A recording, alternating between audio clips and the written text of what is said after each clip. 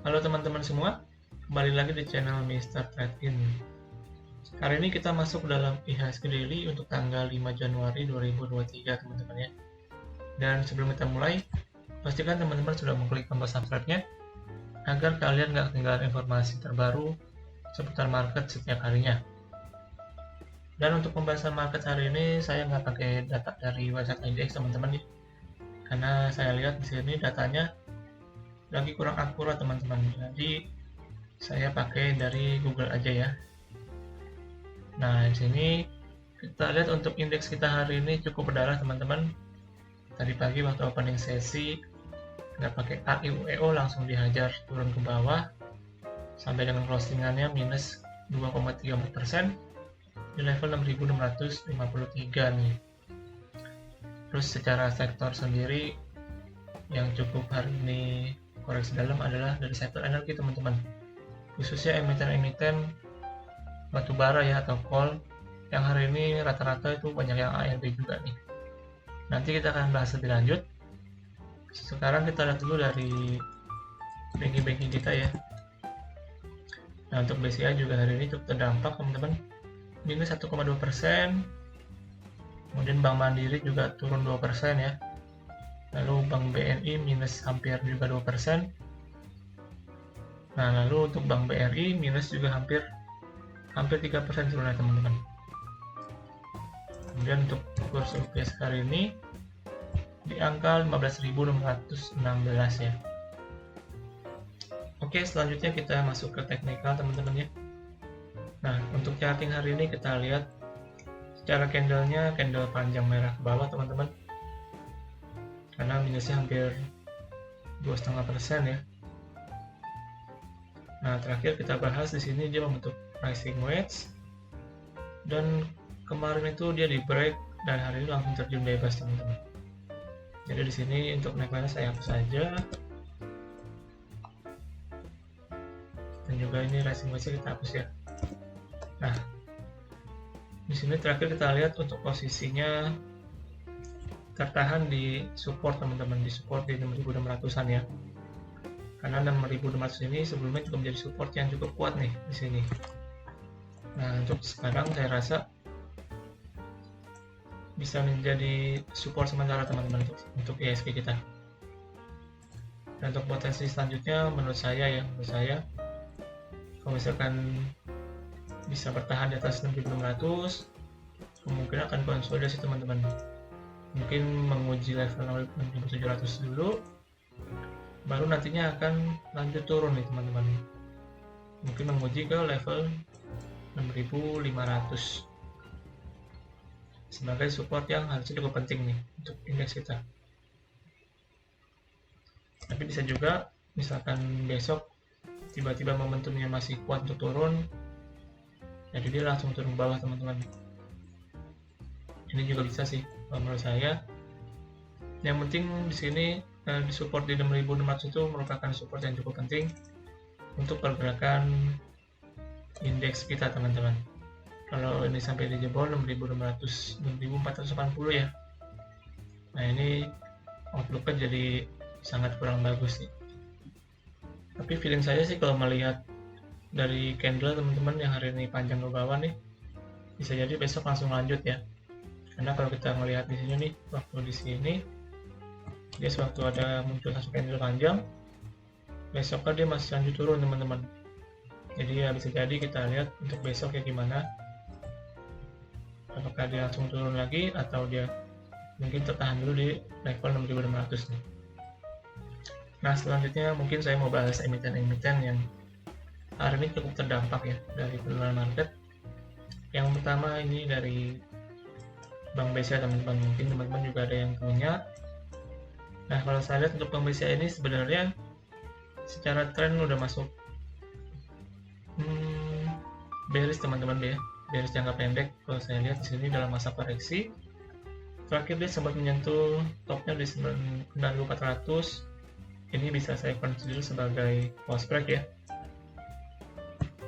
Setelah itu dia langsung turun koreksi ke bawah. Nah, di sini dia posisinya dia koreksi teman-teman, konsolidasi, membentuk ya semacam ascending triangle ya teman-teman, tapi kemudian dia break ke bawah, lalu kemudian dia lanjut turun lagi nih. Nah untuk supportnya sendiri kalau saya lihat ada di harga 8125 ya. Ini kalau saya tarik ke belakang merupakan support yang juga cukup penting juga untuk BCA di 8125 teman-teman. Nah kalau misalkan dalam beberapa hari dia tertahan di 8100an ini, maka kemungkinan bisa rebound dulu teman-teman ya untuk sementara waktu. Nah nanti baru kita bisa lihat lanjutnya gimana. Tapi kalau misalkan besok tiba-tiba dia lanjut langsung ke bawah, maka jadi kurang bagus teman-teman untuk potensinya. Oh ya teman-teman, untuk Bank BCA ini di sini kan ada gap ya, di gap kecil di 7600 nih. Nah di sini kalau saya lihat kalau misalkan dia break dari 8125, ada kemungkinan ada potensi dia bakal nutup ke gap ini teman-teman di 7650 nih. Tapi itu dengan syarat dia harus break dari support terakhirnya ya. Nah kemudian kita lihat yang kedua ini teman-teman dari Bank BRI. Nah di sini untuk Bank BRI terakhir kita lihat posisi dia breakdown dari symmetrical triangle dan hari ini langsung terjun teman-teman. Tadi low-nya sempat ke 4570 ya. Cuman nih secara closingan sebenarnya kurang bagus teman-teman karena dia di bawah support yang terakhir di 4700. Jadi bisa saya bilang secara potensi dia masih lanjut turun, mungkin menguji ke level 4500 sampai 4550 teman-teman di sini ya secara potensi. Nah terus juga saya tambahkan di sini saya tarik garis trendline nih dari low terakhir sampai ke low selanjutnya. Nah di sini terbentuk trendline teman-teman. Nah mungkin untuk Bank BRI ini akan menguji ke trendline ini teman-teman di 4500an ya, karena di sana juga ada sekalian untuk supportnya. Jadi potensi sementaranya BRI masih lanjut koreksi teman-teman, mungkin menguji ke level 4500an. Kemudian kita coba cek emiten-emiten dari sektor energi teman-teman. Nah ini dari Adaro ya. Saya pakai Adaro. Di sini kita lihat dalam 2-3 hari terakhir dia dibanting juga teman-teman. Terakhir breakdown juga di supportnya ya di 3500an. Dan sekarang untuk tren jangka pendek saya lihat masih bearish teman-teman. Nah untuk Adaro ini saya mengconsider ini sebagai wave koreksi pertama ya. Kemudian dia retracement dan sekarang dalam proses untuk menyelesaikan wave yang ketiga, wave koreksi ketiga maksud saya. Jadi di sini kita lihat pertama Adaro koreksi, kemudian retracement, dan sekarang menuju ke koreksi yang wave ketiga. Nah, cuma pertanyaannya kan di mana dia wave ketiganya akan selesai ya. Nah, cuma di sini kalau kita lihat ada support yang cukup kuat harusnya teman-teman, ini di level 3000 sampai 3100 ini. Menurut saya merupakan support yang bisa dipantau teman-teman. Karena kalau kita hitung berdasarkan Fibonacci juga, dari swing low-nya ke swing high yang kemarin, maka kita dapatkan untuk Ibu 1618-nya ini di sekitar 3000-an juga ya. Jadi bisa dipantau untuk support ini teman-teman. Kalau misalkan dia bertahan di area ini, maka bisa jadi itu merupakan titik rendahnya teman-teman.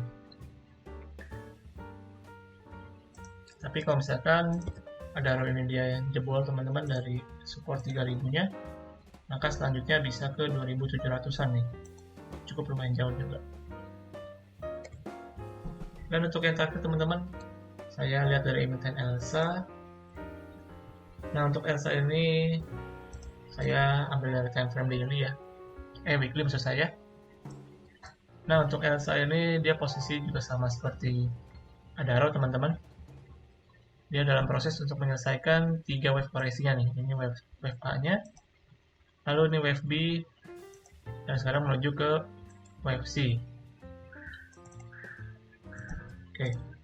Nah, untuk WFC sendiri sebenarnya posisinya bisa lebih rendah ya dari WFA-nya, ataupun sama seperti WFA-nya, ataupun bisa lebih tinggi teman-teman dari WFA-nya. Jadi tergantung ya teman-teman. Nah, untuk posisi sekarang kalau kita lihat dia breakdown dari trend line ini kurang lebih membentuk rising wedge juga teman-teman. Posisi udah di break. Nah, secara time frame weekly menurut saya dia potensinya bisa menguji ya ke level 250 teman-teman. Di sini ada support yang cukup penting nih untuk ELSA. Kemudian secara time frame daily kita lihat mungkin nggak serta-merta langsung turun ke 250. Di sini ada support teman-teman di 280 ya. 280, 282 ini merupakan support juga buat ELSA yang kemungkinan akan menguji ke sini, ya kemungkinan akan konsolidasi dulu, baru nantinya akan lanjut turun ke bawah teman-teman. Baru ntar setelah dia breakdown dari 280, baru selanjutnya menguji ke level 250 yang seperti tadi saya kabarkan pada time frame weekly. Nah, itu kurang lebih teman-teman untuk ELSA. Secara garis besar masih proses koreksi teman-teman, jadi bisa ditunggu dulu ya buat teman-teman yang mungkin mau transaksi atau trading di emiten ini. Nah, itu dia teman-teman 4 emiten yang saya analisa untuk hari ini. Semoga bisa menjadi insight ya buat teman-teman semua. Tentunya jangan lupa teman-teman untuk lakukan analisa ulang kembali di setiap analisa yang saya berikan ya. Dan jangan lupa teman-teman untuk memberikan like di video ini. Dan akhir kata, sampai jumpa di video selanjutnya. Salam trading.